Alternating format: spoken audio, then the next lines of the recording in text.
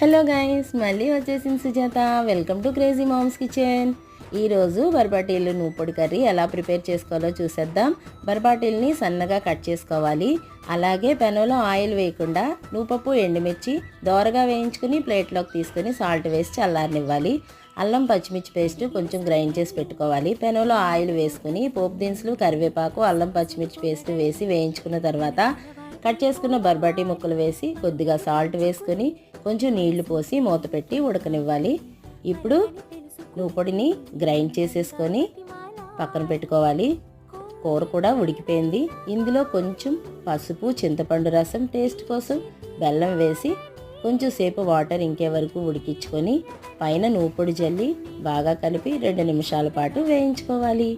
అంతే, tasty బర్బాటీ నూపొడి curry ready అయిపోయింది.